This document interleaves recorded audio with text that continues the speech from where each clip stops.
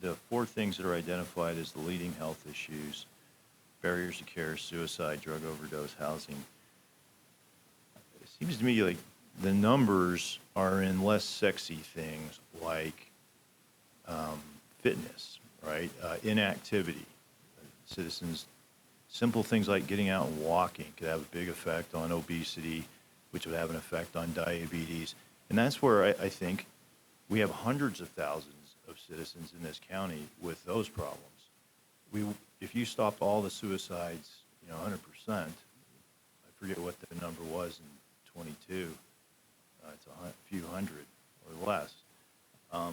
It seems like, and if we're basing this off of a survey, well, what did the community tell us that they see are the problems?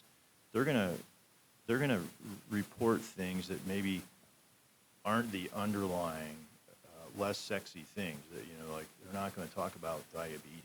They're going to talk about suicide or something like that because it's dramatic. It gets on the news, and my thought is that community, and there are specific organizations set up to in this county. There are quite a few of them to address mental health, suicide. Perhaps public health should focus on the bigger underlying picture, which for me would be things like obesity, diabetes, heart disease, and what kind of programs and really I think it should be programs, but information also could we put out there to have that huge impact on hundreds of thousands of people versus a much smaller group. Thoughts on that? I think when you look at that, you're absolutely right. There are a lot of persistent health issues, and as part of this process, a lot of these other health indicators were also analyzed and looked at as well. And so those will also be a component of the community health assessment. When we look at something that's almost foundational, you look at barriers to care, and you look at how access to having somebody guide you in that decision-making process as it relates to obesity, as it relates to diabetes, that can also have a direct impact as well.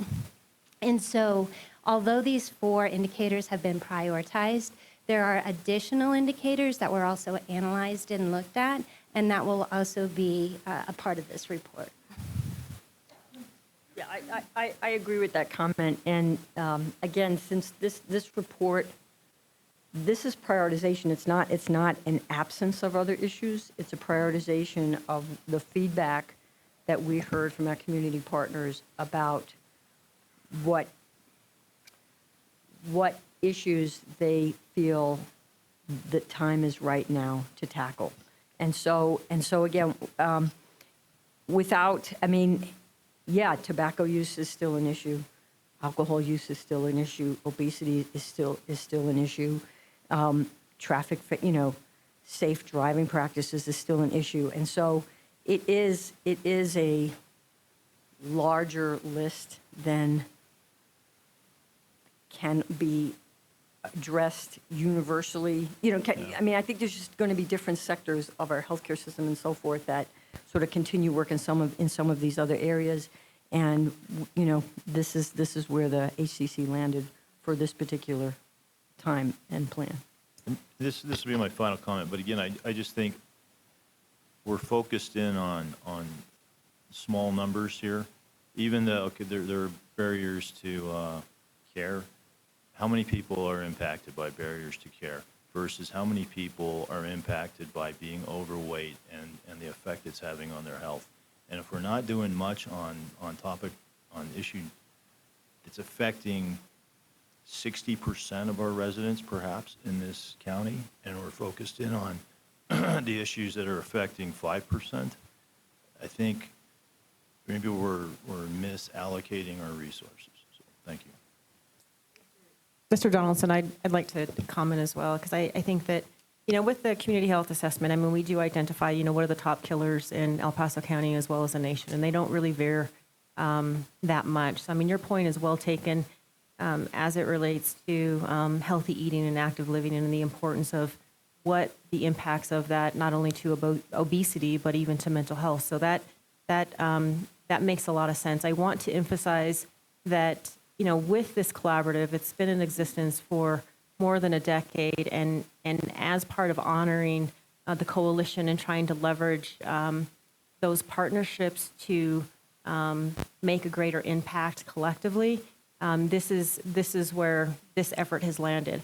I want to emphasize that with your points, that we are heavily focused on healthy eating and active living.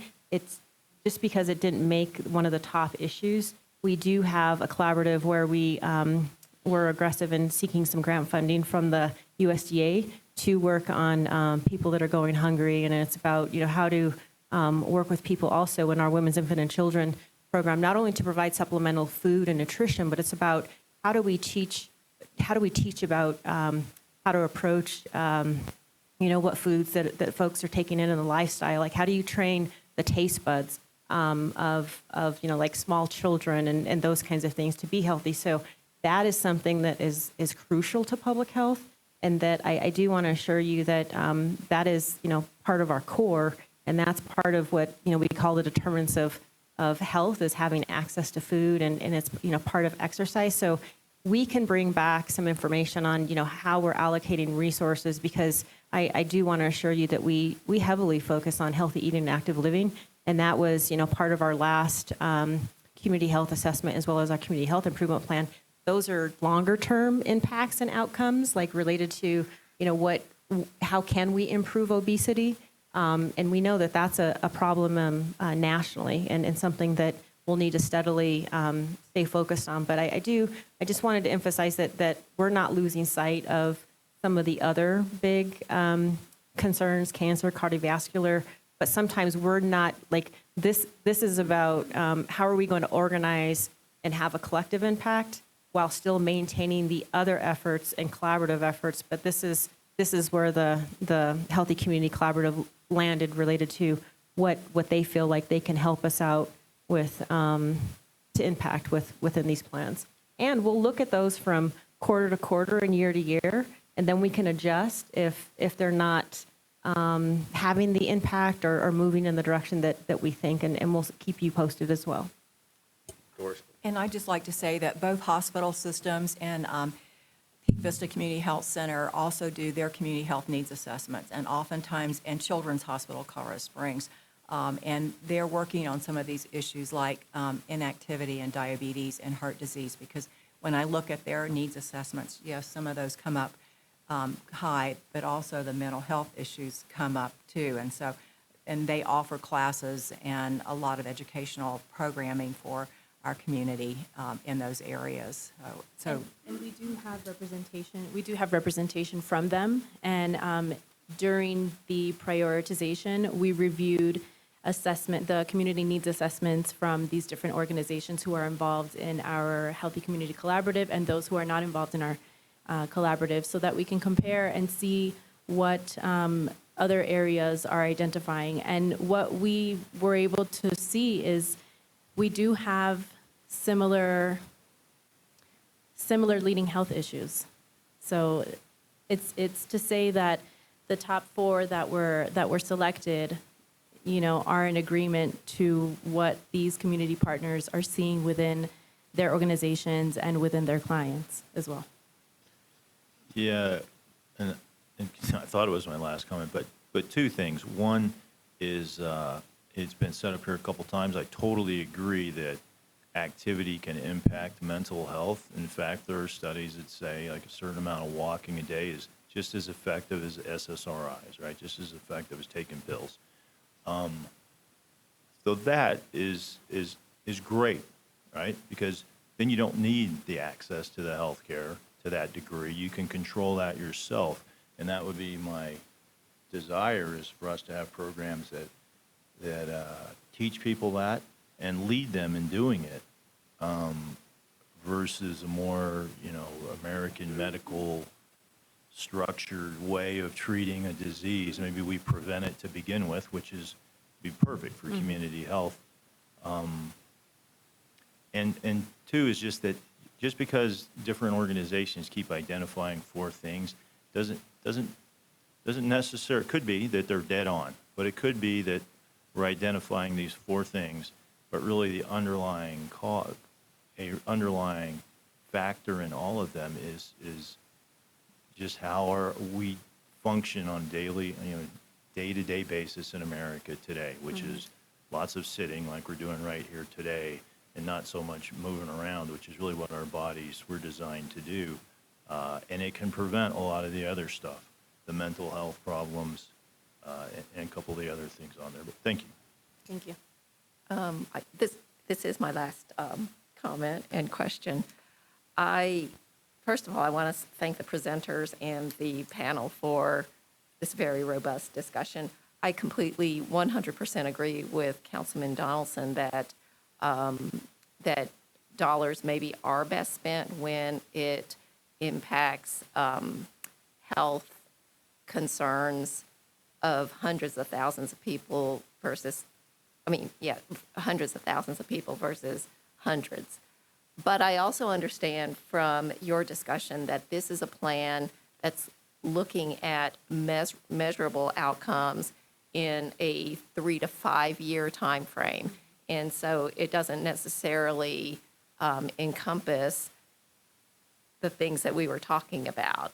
I will say, though, that if the pandemic taught us anything, it's that no amount of healthcare dollars, that's medical healthcare dollars, no amount of technical intervention is going to turn the clock back on conditions that have resulted from decades and decades of essentially self-abuse when it comes to substance abuse, including tobacco and alcohol, when it includes overindulgence in calories.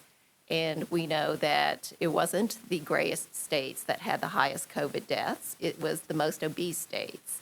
And Dr. Vu and I come from a background of clinical intervention, and we see that sometimes it is delayed care, but in the United States, not so much as internationally.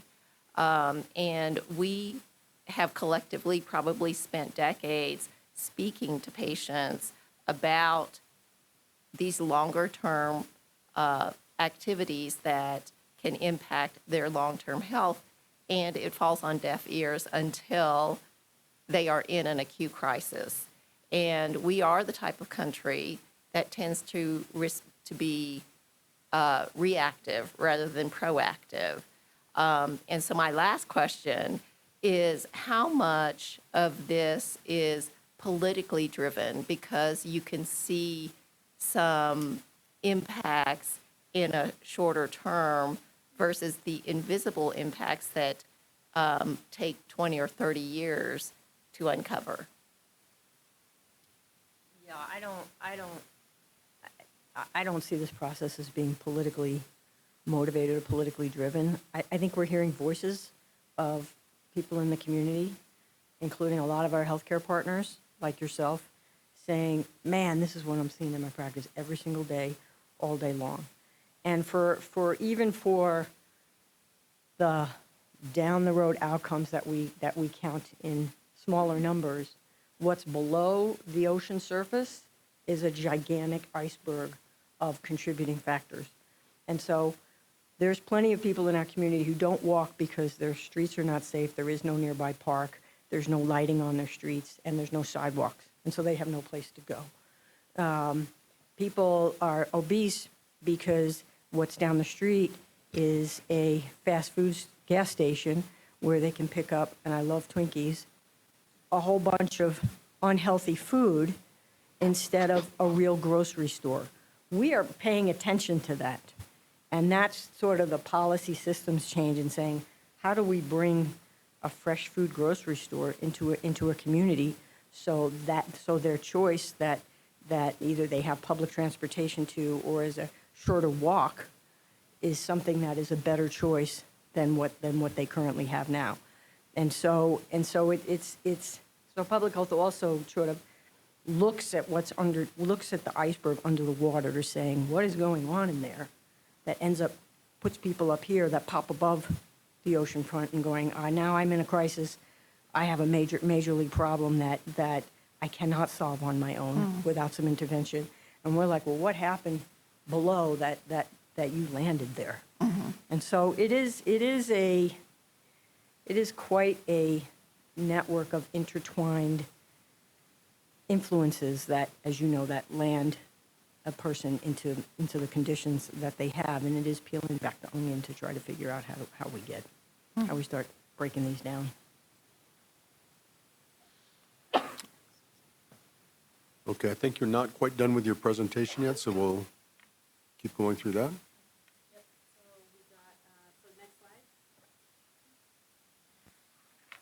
Okay, so with the development of the community health assessment that leads to the community health improvement plan, there is also the development of data dashboards that will support, monitoring those strategic objectives. And so with that, I would like to bring up Michelle Byerly to talk a bit more about the amazing and fantastic work that's been done behind these dashboards. Thank you.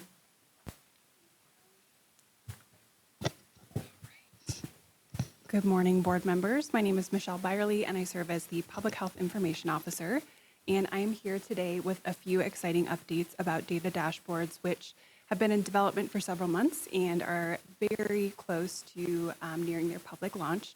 And as Director Whelan had mentioned, this is the first time that we'll have data visualizations of some of the leading health issues in our community health assessment. And before I dive in, I want to take a brief moment to acknowledge the efforts and the hard work of the data and analytics team.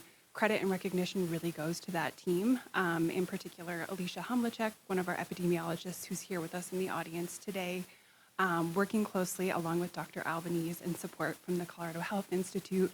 It has really been their expertise and their knowledge and their skills that have made these dashboards a reality. So I wanted to take a brief moment to acknowledge and thank them for their hard work.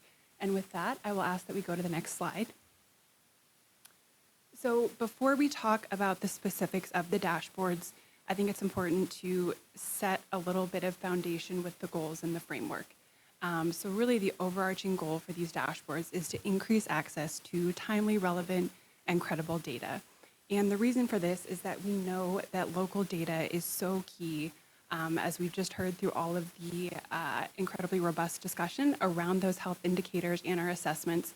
The data is that key factor in helping us to understand what the most pressing health issues are in our community, what kind of trends are we seeing over time, are there certain groups that are impacted more than others, and ultimately using that information to make data-driven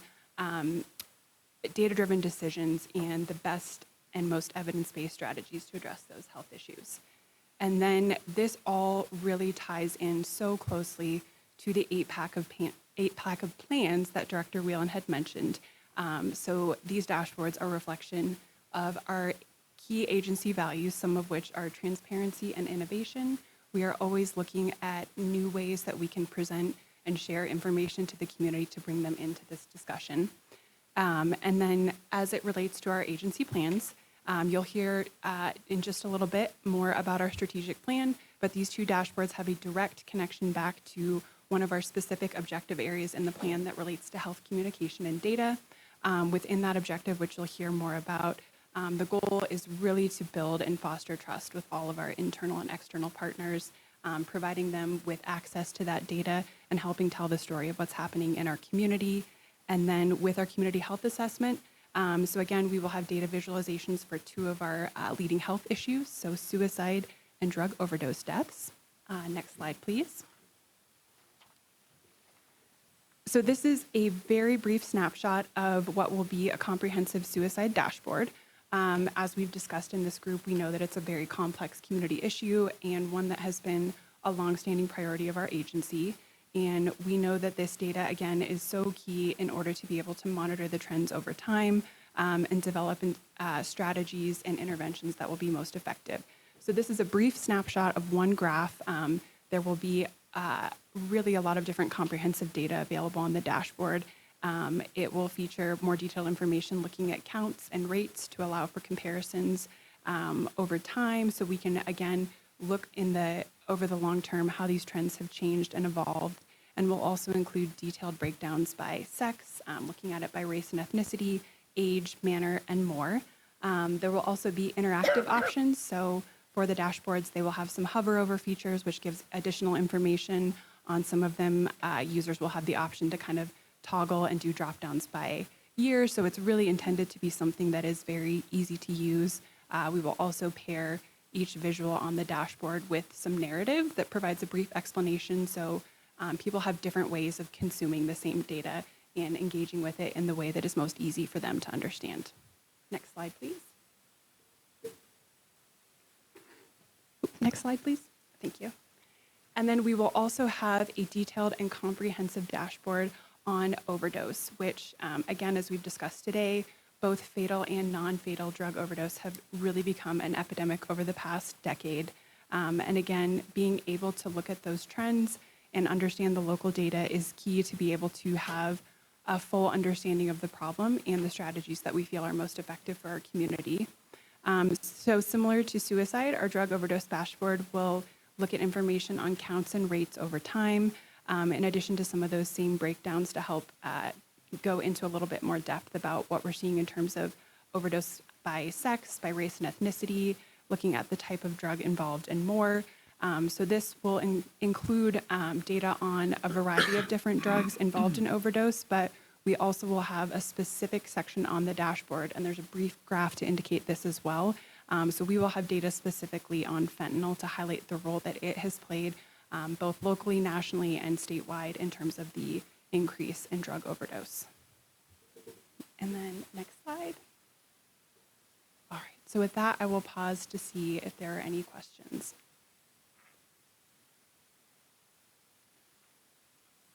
I don't see any, and I'm not hearing any from our two folks that are listening online. All right, hearing none, thank you, board members. And with that, I would ask Emily Maney.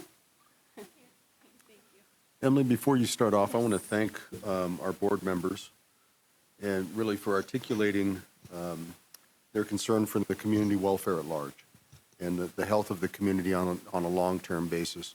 I understand that the community health assessment is 3 to 5 years, and I trust from the work that has been done that it's not just the loudest voice that gets recognized in that community health assessment. I'm grateful for that, but we never want to ignore or not pay worthy attention to the underlying health effects of inactivity and unhealthy living.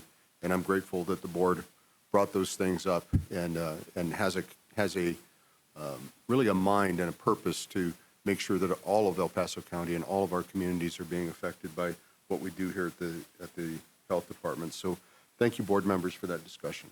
Go ahead. All right, thank you. So I'm going to move us into our strategic plan.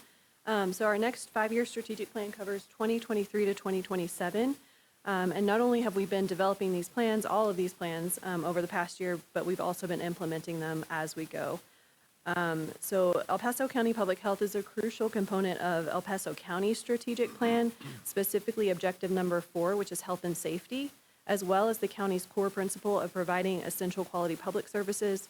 Objective number 2 of the county's strategic plan is about workforce, which is also integrated throughout our strategic plan and our workforce development plan, which we'll talk about in just a few minutes. And then objective number 3 from the county plan is all about community trust, which you will see reflected in our strategic pillars as well. So there's a lot of alignment between our plan and the county's plan. All right, so this is, next slide, please. So this is the framework that we used when we developed our strategic plan. Our plan supports decision-making and it guides our agency's activities. It helps us to prioritize our efforts and effectively allocate resources. It enhances transparency since all of our plans are made available to the public. Additionally, the strategic plan is a flexible framework that allows for us to adapt in order to meet community needs, and it helps to align stakeholders and employees towards our organizational goals.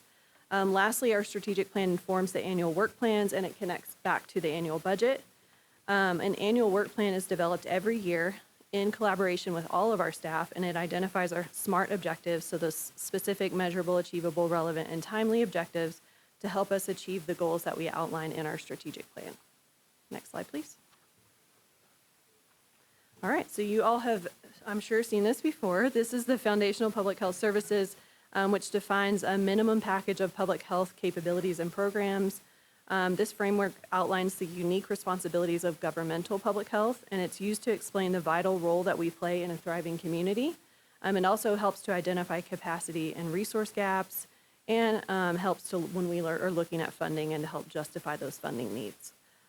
These are the services and supports that we are statutorily responsible for providing in our community.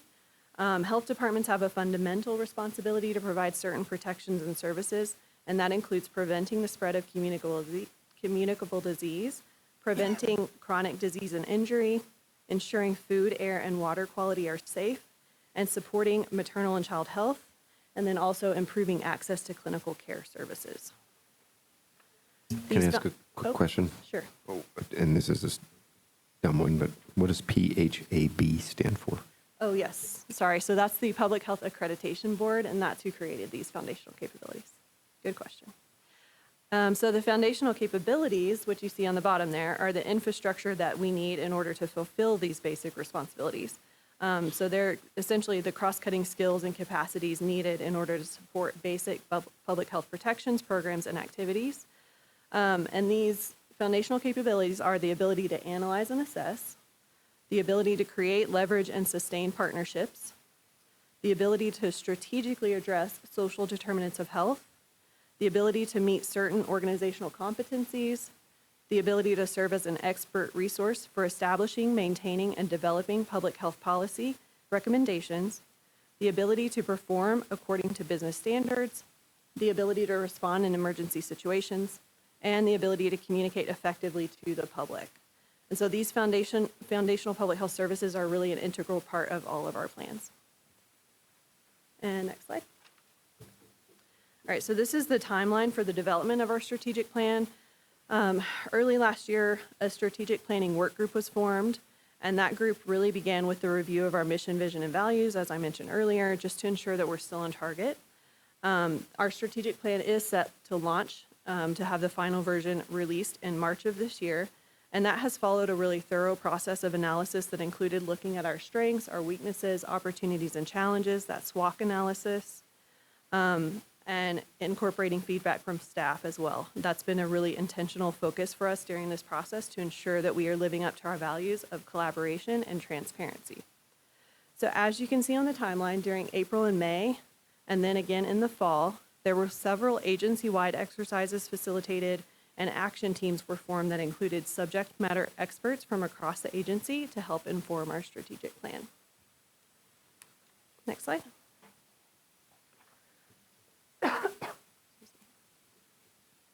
Our strategic pillars, which are workforce, health data and communication, community trust and engagement, and partnerships, provide the structure for identifying specific strategies in order for us to meet those statutory requirements and in order for us to provide quality services to our community. These pillars were identified through a very collaborative and iterative process described on the last slide, including many of those meetings with the strategic planning work group, the SWOT analysis, and then several agency-wide feedback exercises. So these are the 4 pillars within our strategic plan. And now, next slide, I'll go into each one. So the pillar of health data and communication, which Michelle mentioned, is defined as fostering and building trust with internal and external stakeholders through the use of relevant, credible, and transparent data. And the objectives that we will use to accomplish that goal is to increase clarity in agency communications. Number 2, to promote stakeholder education that highlights our agency's programs and activities. And then 3rd, to conduct effective emergency and health risk communications through clearly defined principles and processes. And so one example of something that we have been working on already within this strategic pillar is the data dashboards. All right, next slide. All right, second, we have community trust and engagement. And this pillar really means to build trust and strengthen relationships between public health and residents to expand an understanding of public health. The 2 identified objectives here are developing and supporting community-appropriate outreach and education. For example, to avoid a one-size-fits-all approach and really tailor our approaches to the needs of the community. And second, to provide opportunities for community input, feedback, and information sharing So in focusing on community readiness, we have to know what the community needs. And so that really lives under that objective. Next one.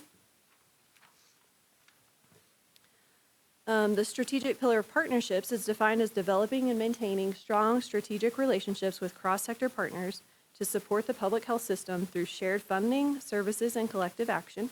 And the goal of our partnerships really is just to strengthen our public health system in the county. And then there are 3 objectives there. The ways that we will do that is by developing and strengthening relationships with partners across all sectors, building internal and external capacity for strong partnership engagement, and increasing funding from diverse sources to support core public health services and strategies. So just over the past year, we have built or enhanced numerous partnerships that have helped to advance the work, including those with the fire department, criminal justice coordination department, medical and behavioral health practices, universities, and small grassroots organizations, just to name a few. And our partnerships are really absolutely crucial in working towards our vision that all El Paso County residents will live in thriving communities and will have the opportunity to achieve optimal health. All right, and then the 4th pillar here is workforce. So this pillar of workforce is outlined within our strategic plan, but it also is a standalone plan as well. So I will ask Carrie Sigmund, our Workforce Development Director, to come up and discuss our workforce development plan. To adjust this down. All right. So, hi, Carrie Sigmund, Workforce Development Director, and I appreciate the opportunity to be here with you today and talk a little bit more about our workforce plan.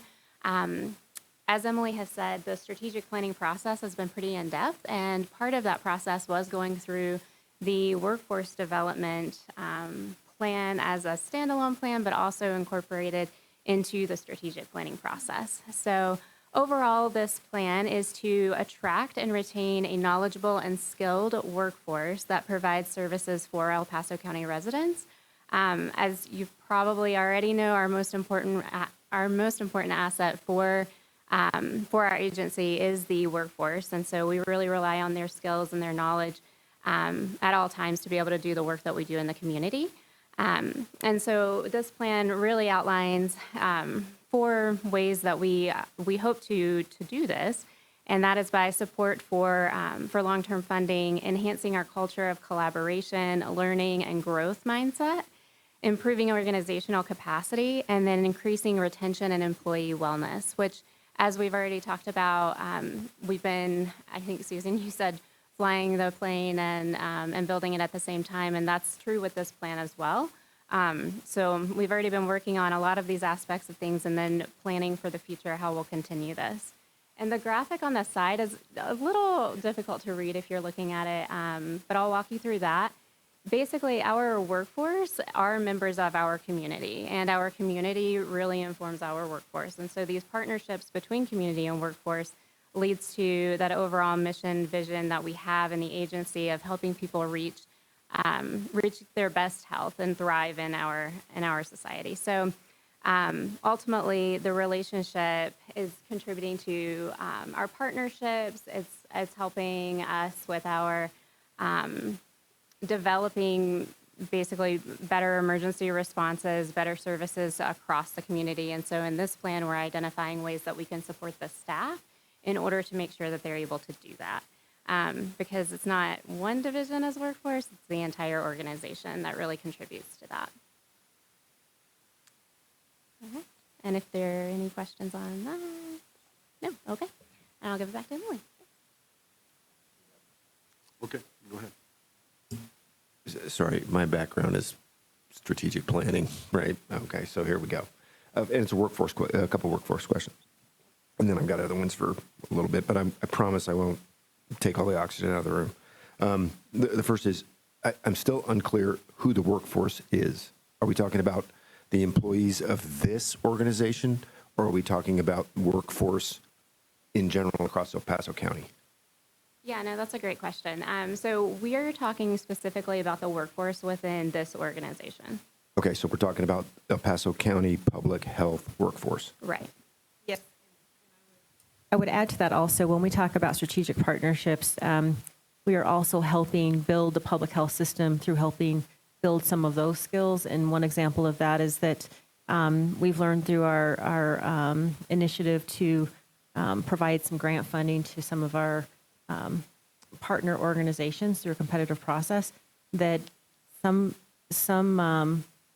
organizations need more capacity and skills and knowledge in grant writing.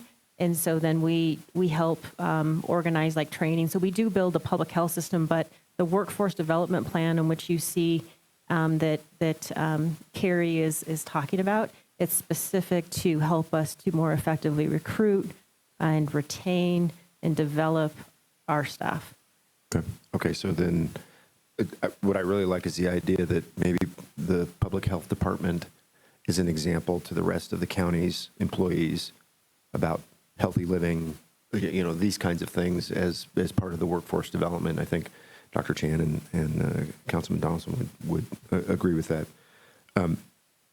And pardon this, but sometimes when we get ideas on paper, they seem a little nebulous. So I'm just going to ask you one of them, which is improve organizational capacity to support the workforce.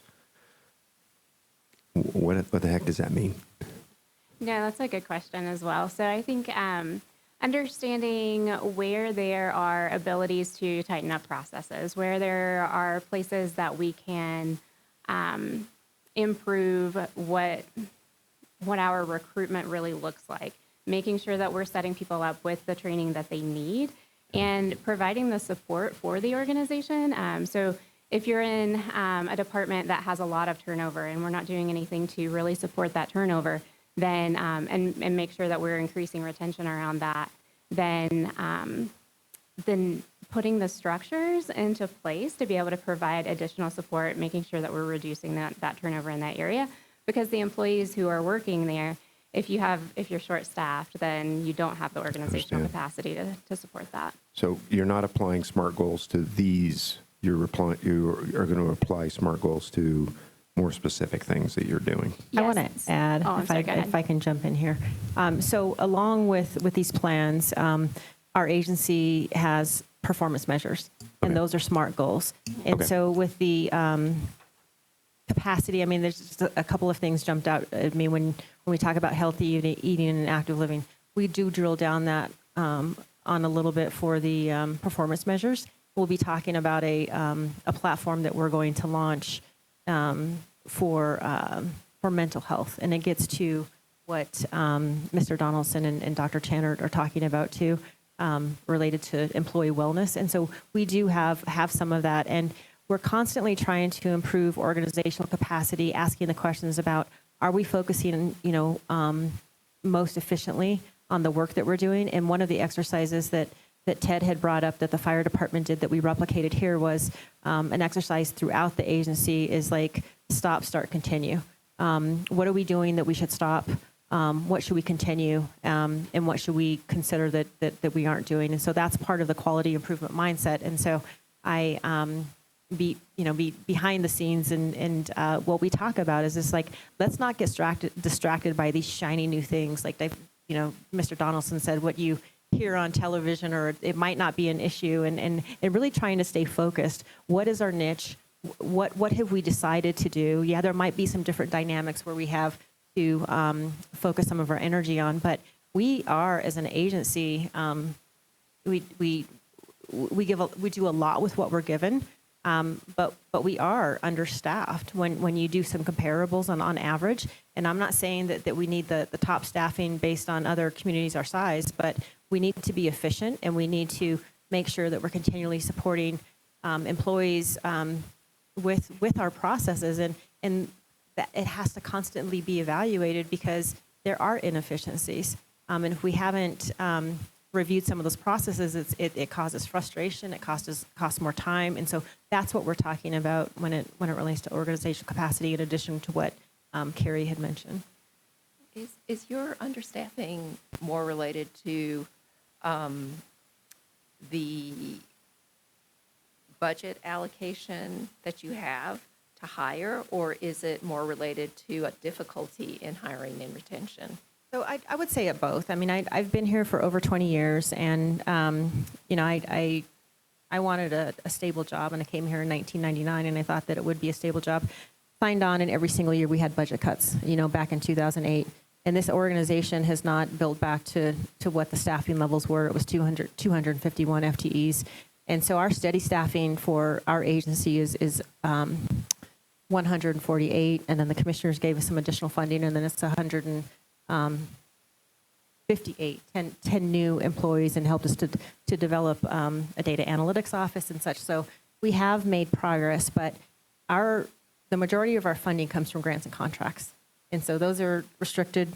They have certain requirements, and that they're competitive, even at the state level. Some of it is not just pass-through grants. So that's a challenge as it relates to meeting the core services.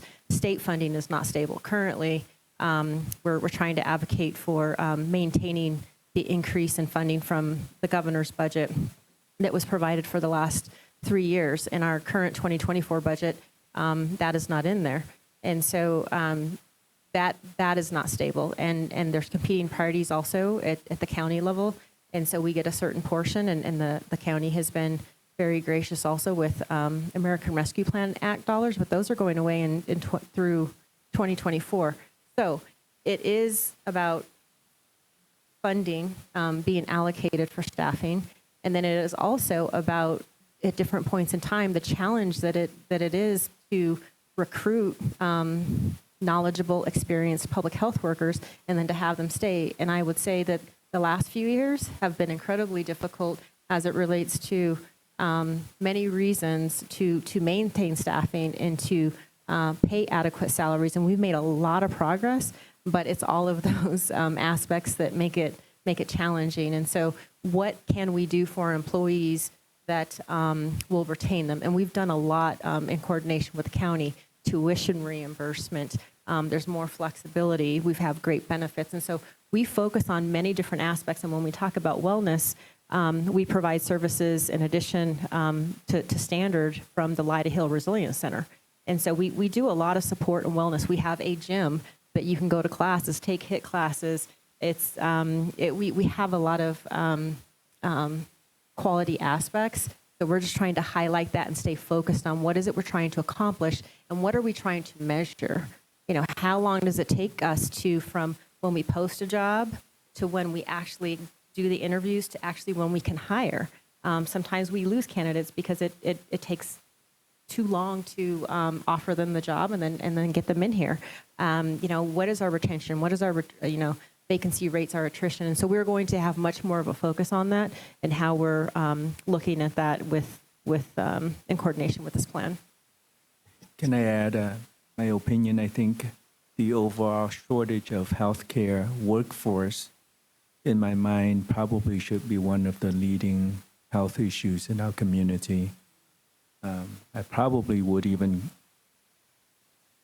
say that the shortage of healthcare workforce will come close to being a public health crisis in our community. It affects so many things. Thank you, Dr. Vu. That's a really important. That's an important point in how we approach our work too, and how can we have a population-based focus, and how can individuals help themselves sometimes when there's not a therapist or there's not, they do have some of those barriers of care. Yeah, thank you all for your comments and your questions and allowing me to talk to you about workforce. Okay, so our final plan, you can go to the next slide, please. The final plan being updated for 2023 to 2027 is our quality improvement plan. Next slide. There we go. All right, so quality improvement involves the use of a deliberate and defined process such as the Plan, Do, Check, Act process to improve the efficiency and effectiveness of a process, program, or organization. Our QI plan was created in accordance with the Public Health Accreditation, or FAB, requirements and the QI roadmap that was developed by the National Association of County and City Health Officials. The QI plan outlines our agency's quality improvement vision. It establishes the QI program governance structure, and it specifies the processes and methods we will use to select and implement QI projects. It also provides an action plan for how to grow and enhance the QI culture of our organization. Next slide. The QI plan guides process improvement throughout the agency and enhances our accountability. Our QI plan incorporates several foundational elements that lay the groundwork for a comprehensive approach to transformational change that encompasses both the processes and the people involved. And these QI foundational elements are empowering our workforce, focusing on providing the best service possible to our clients, which are the residents of El Paso County, teamwork and collaboration, starting with and continuing to build a strong quality improvement foundation throughout the agency so that QI is really intertwined with everything that we do, having leadership involvement and commitment to quality improvement, and continuous process improvement so that it's not just like a one and done QI project. So that concludes our presentation on the key agency plans. Are there any other questions or comments? General Briggs. So I have just a general planning question for both of these plans, the strategic plan and the quality improvement plan. When we look at external sources to set our agenda, so in both cases you have the, I'm going to butcher this probably, but it's the Public Health Accreditation Board, and then the National Association of County and City Health Officials. What I'm seeing in both of these plans is at least some influence as to, and you know, play along with me here. The accreditation board sets, these are the things you should look at, and if you don't look at them, we won't accredit you. Do you understand what I'm saying here?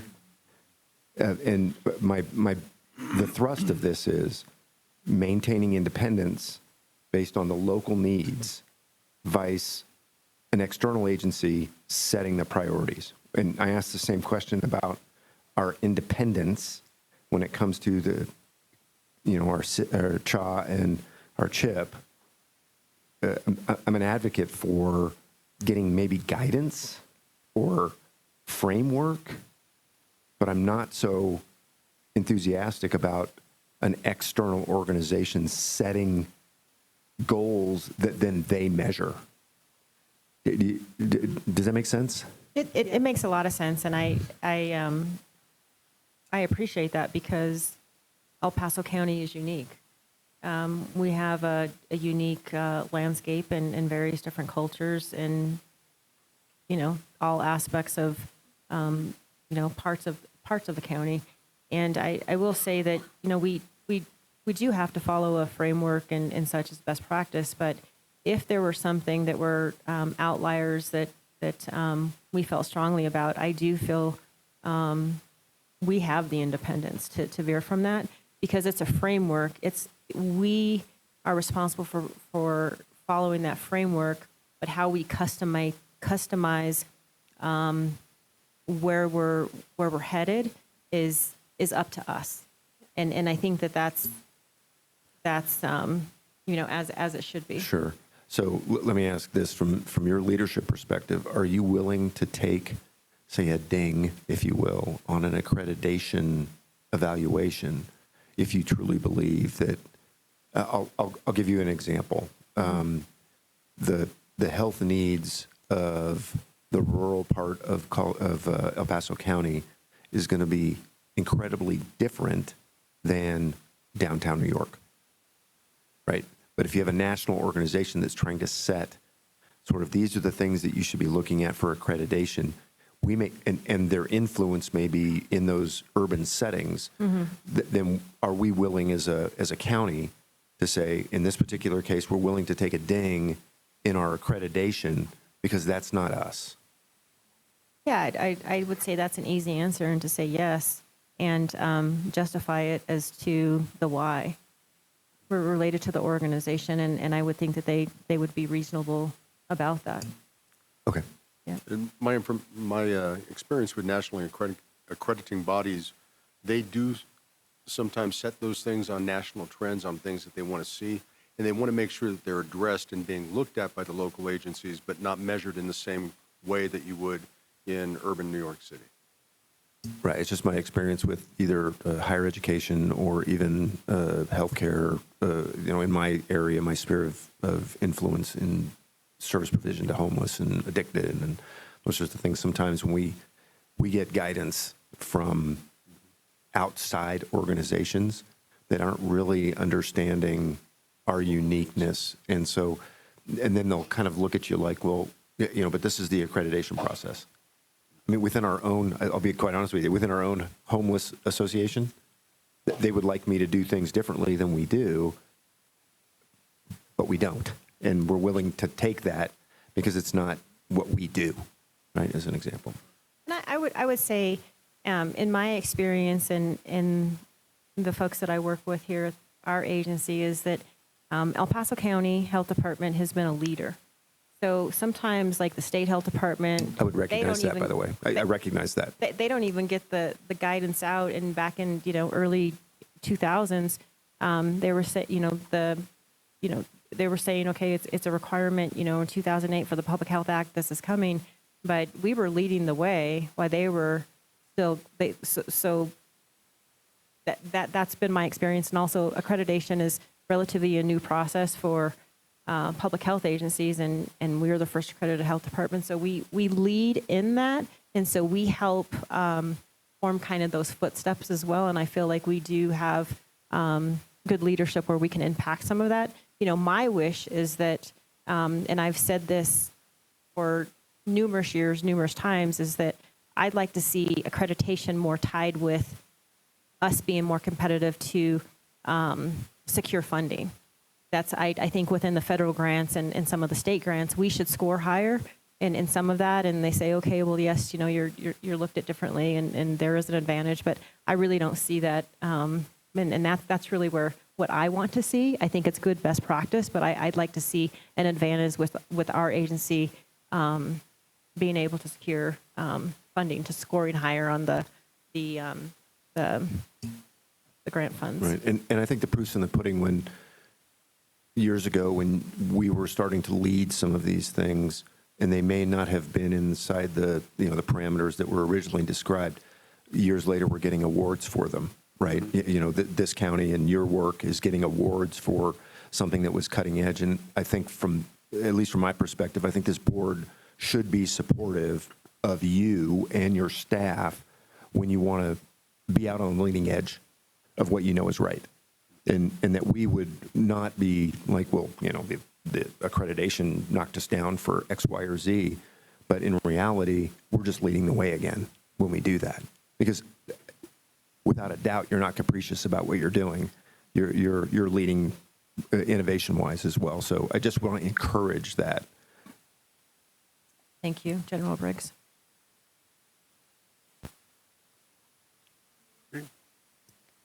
Doesn't look like it. Thank you. I do Dr. Chen. I have a comment and a question.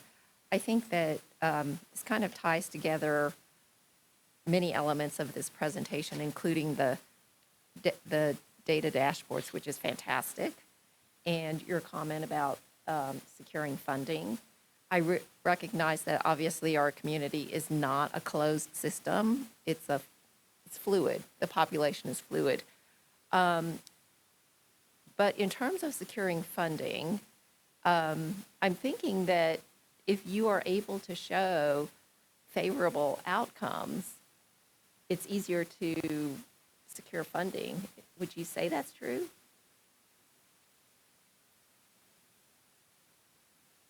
No.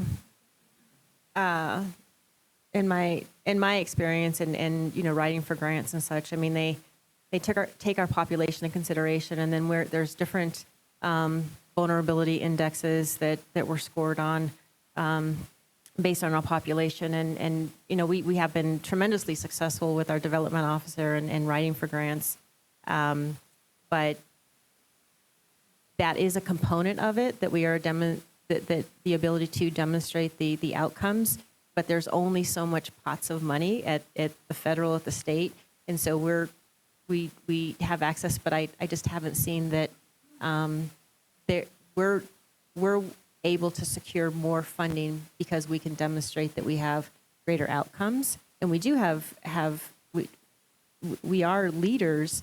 However, I just don't on the grant scoring sheet. I mean, it's very specific, and I haven't seen that listed on there. Do you think that sometimes funding is taken away because you're too successful? I mean, do you sometimes hear it's no longer a problem in your community? Well, so that's a good question. So the vulnerability index, when it's if we're seen as not having a great problem, that is weighted within the funding, and then that's a disadvantage because when you're successful, you need to keep up the momentum to make sure that whatever progress you've made stays steady progress, and then you increase that progress. But if you're doing better, related to your data showing better, then maybe funders are seeing like you don't need the funding more as this area because on the vulnerability index, they're having greater problems. They have greater poverty. They have it's kind of tricky. I would say related to if we're able to demonstrate greater outcomes that we have an advantage with getting funding. Mm-hmm. And then oftentimes, Dr. Chan, grant money is tied to a specific program or project, and so that can be seen as positive and negative. And if it's not something that you really want to do, or if it won't be meaningful in our county, then you certainly wouldn't apply for that grant. And I will say, I mean, one aspect that goes a long ways is partnerships and the partnerships that we have with our elected officials, both locally and state and federal. And I will say that the funding at the state level, I've been in communication with Senator Lundeen and Representative Mark Schneider, as well as some others, and talked about my concerns about if that funding goes away, if it's cut, those kinds of things. And then they can advocate at the state level for us to have an impact.